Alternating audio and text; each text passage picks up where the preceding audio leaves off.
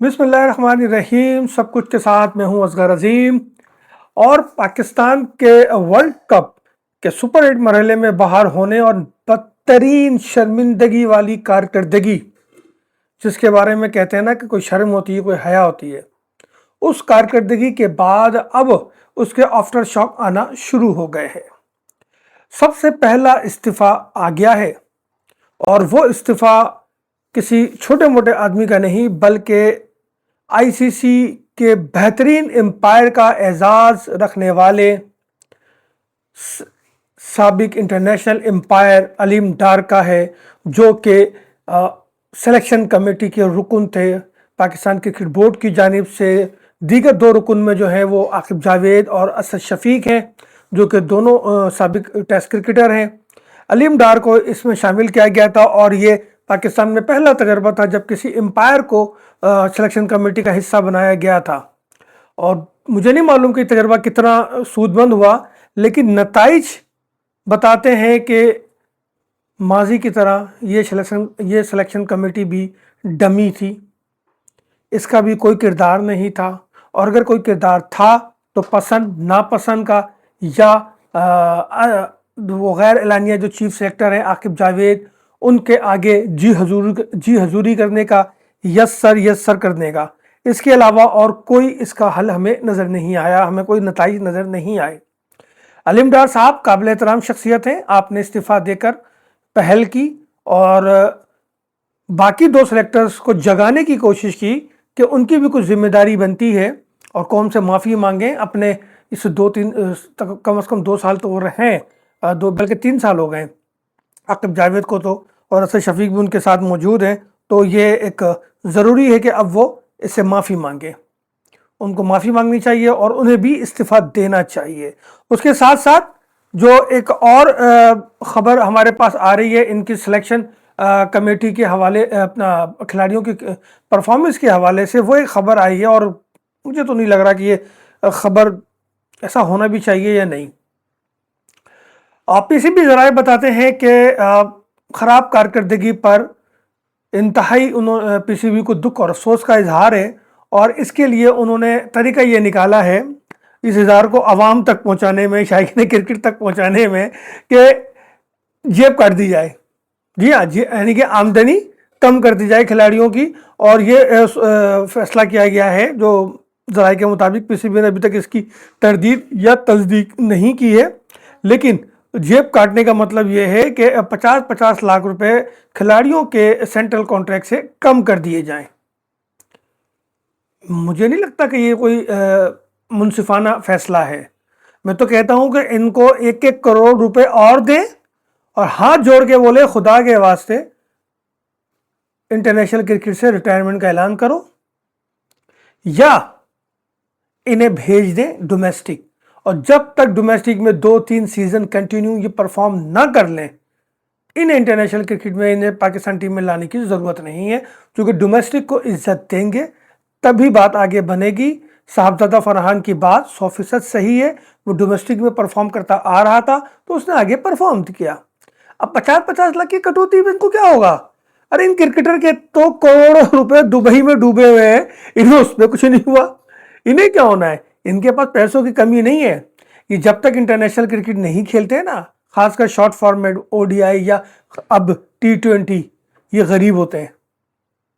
جب تک انہیں سینٹرل کانٹریکٹ نہیں ملتا یہ غریب ہوتے ہیں، ان کا رونا ہوتا ہے، ہر وقت رو رہے ہوتے ہیں یہ۔ لیکن جب انہیں سینٹرل کانٹریکٹ مل جاتا ہے، انہیں کمرشل ملنا شروع ہو جاتے ہیں، انہیں لیگ ملنا شروع ہو جاتی ہیں ملکی غیر ملکی، تو پھر انہیں کسی کی ہوش خبر نہیں ہوتی، نہ ملک کی، نہ قوم کی، نہ وطن کی عزت کی، نہ اپنی پرفارمنس کی، نہ ان کو اس بات کا احساس ہوتا ہے کہ ان کی پرفارمنس کتنی خراب ہو چکی ہے۔ یہ صرف پیسے کمانے میں لگے رہتے ہیں۔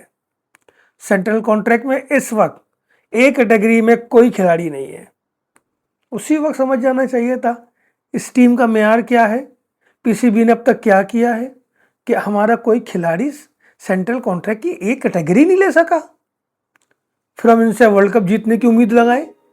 اما یہ تو انتہائی احمقانہ بات ہے، اس بات کو اسی وقت سمجھ جانا چاہیے تھا۔ بی کیٹیگری میں 45 لاکھ روپے ماہانہ کتنے 45 لاکھ روپے ماہانہ، کروڑوں روپے. اور پھر آئی سی سی کا حصہ الگ، جو آئی سی سی سے پیسہ ملتا ہے پی سی بی کو، اس میں بھی ان کا شیئر ہوتا ہے. 20,70,000 میرے خیال اے کیٹیگری کے ہیں. اب آپ سوچئے، پھر اسی طریقے سے بی کیٹیگری کے ہیں، پھر سی کیٹیگری کے ہیں، پھر ڈی کیٹیگری کے ہیں. اور میرے بھائی پھر انہیں 50 لاکھ کی کٹوتی سے کیا ہوگا؟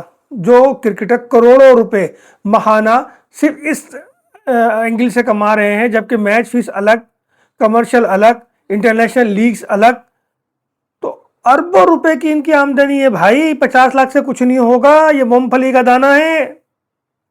انہیں 1 کروڑ روپے دے کے استعفیٰ لیں، گھر بھیجیں یا پھر ڈومیسٹک میں بھیج دیں. کم سے کم 5 سے 6 کرکٹر تو لازمی جائیں. ویسے تو پوری ٹیم جائے، کیونکہ کسی بھی کی پرفارمنس نہیں ہے نا. وہ سلمان علی آغا قسم سے پریس کانفرنس میں کہتا ہے، میں جذبات میں کوئی فیصلہ کرنا نہیں چاہتا، وطن جاؤں گا، 1-2 دن لوں گا، مشورہ کروں گا. اب کم سے کم کوئی فیصلہ نہیں کرتا تو تم قوم سے معافی ہی مانگ لیتا. پرچی پرچی پرچی پرچی پہ دوا خراب کر رکھا ہے تو نے. کیا کیا تو نے 7 میچوں میں؟ اندازہ ہے کتنے رن بنائے؟ 70 ہے، اور 1 وکٹ. ابے یار کچھ تو یار خیال کرو، کچھ تو شرم کرو. ایسے کیسے چلے گا بھائی؟ آپ لوگوں نے اس ملک کا بہت برا حال کیا ہے، بہت برا حال. اس ٹیم کا وہ حال کر دیا ہے کہ آپ لوگوں کی اب ٹیم میں جگہ نہیں بنتی. اور پاکستان کرکٹ بورڈ کے چیئرمین صاحب محسن نقوی صاحب، یہ جرمانہ ورمانہ نہیں، کلین اپ کریں. آپریشن کلین اپ بہت ضروری ہے، جس کی امید تو کم ہے، لیکن پھر بھی ایک آس ہے کہ شاید آپ کر لیں. بابر اعظم صاحب 6 میچوں میں 91 رنز، بہت زبردست. سب سے زیادہ امیدیں آپ سے تھی. آپ کا جو حال رہا، اللہ اللہ خیر صلی اللہ.